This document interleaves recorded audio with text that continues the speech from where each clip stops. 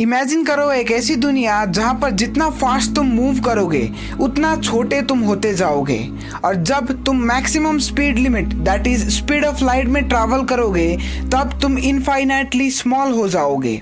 यानी कि तब तुम इतने छोटे हो जाओगे कि तुम दिखना ही बंद हो जाओगे, अदृश्य हो जाओगे। But the main question is that क्या ये चीज़ हमारे धरती में भी पॉसिबल है? क्या जितने तेज हम मूव करेंगे उतने ज़्यादा छोटे हम होते जाएंगे? Is it true for Earth too, या फिर ये एक हाइपोथेटिकल इमेजिनेशन ही है? तो आइए जानते हैं सारे के सारे क्वेश्चन का आंसर इस वीडियो में।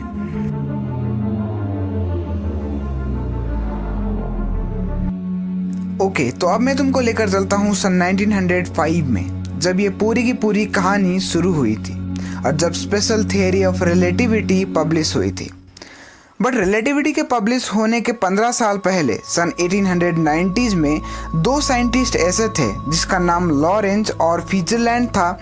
उन्होंने ये प्रेडिक्ट कर दिया था कि किसी भी एक मटेरियल का लेंथ और उसका स्पीड इंटरडिपेंडेंट है, यानी कि कुछ ना कुछ ऐसा है जो कि रिलेट करता है एक ऑब्जेक्ट का लेंथ और उसकी स्पीड से। उस वक्त तो उनको उतना खास अटेंशन नहीं मिला, बट सन 1905 में जब सर एल्बर्ट आइंस्टाइन ने स्पेशल थियरी ऑफ रिलेटिविटी का पोस्टुलेट पब्लिश किया तब लोगों को पता चला कि वो सही थे, क्योंकि साइंटिस्ट को एक ऐसा इक्वेशन मिल गया था जो कि रिलेट कर सकता था लेंथ को उसकी स्पीड के साथ। आप स्क्रीन पर वो इक्वेशन देख सकते हो। एंड अगर आप फिजिक्स में थोड़े से भी जानकार हो तो आपको पता होगा कि फिजिक्स में एक इक्वेशन का बहुत ही गहरा मतलब निकल कर आता है। हम फिजिक्स के इक्वेशन के साथ फिजिकल फेनोमेनन को रिलेट कर सकते हैं।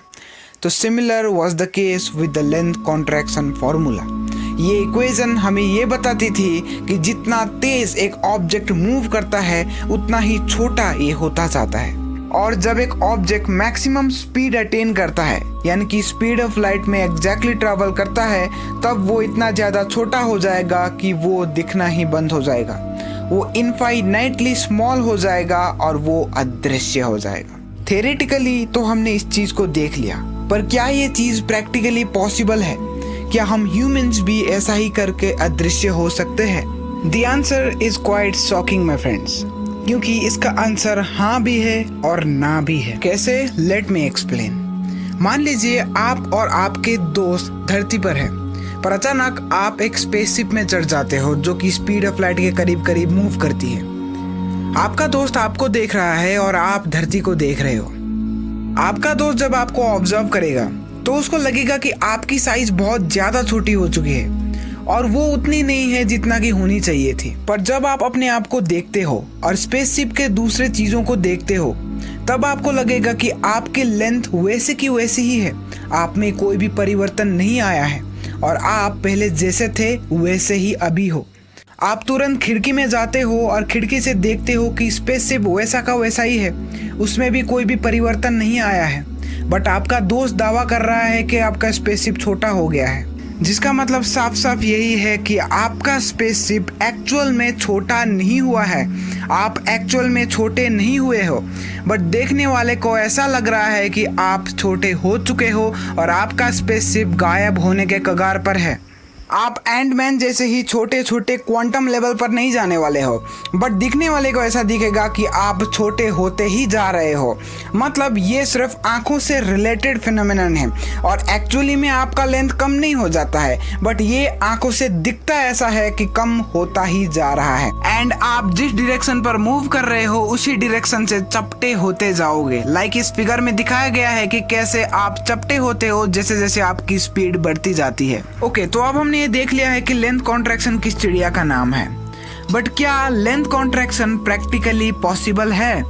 क्योंकि मैंने आज तक कोई भी ऐसी चीज नहीं देखी है जिसकी लेंथ छोटी हो जाती है जैसे जैसे उसकी स्पीड इंक्रीज हो जाती है। इट्स लाइक कि मैंने काफी ज्यादा ट्रेन्स देखी है जो कि हाई स्पीड से मूव करती है, बट मैंने उनके लिए कभी भी लेंथ कॉन्ट्रैक्शन का फेनोमेनन ऑब्जर्व नहीं किया। मैंने काफ़ी ज़्यादा गाड़ियाँ देखी है जो कि 80, 100, 180 किलोमीटर पर आवर भी मूव कर रही है, उनके लिए भी मैंने लेंथ कॉन्ट्रैक्शन का फेनोमेनन ऑब्जर्व नहीं किया। तो क्या है इसके पीछे का रहस्य, आइए जानते हैं। तो अगर हम दुनिया के सबसे फास्टेस्ट ट्रेन की बात करें जो कि लगभग 430 किलोमीटर प्रति घंटे या फिर 119.44 मीटर पर सेकंड की रफ्तार से मूव करती है, तो उस ट्रेन के लिए आइए कैलकुलेट करते हैं कि उसका लेंथ कितना कॉन्ट्रैक्ट हो रहा है जैसे जैसे वो मूव करता जाता है। तो अगर आप उसकी इनिशियल लेंथ को 100 मीटर रख दो और स्पीड की वैल्यू को लेंथ कॉन्ट्रैक्शन के फॉर्मूले में पुट कर दो, तो आपको देखने को मिलेगा कि टोटल लेंथ निकल कर आ रहा है 99.999999 मीटर्स।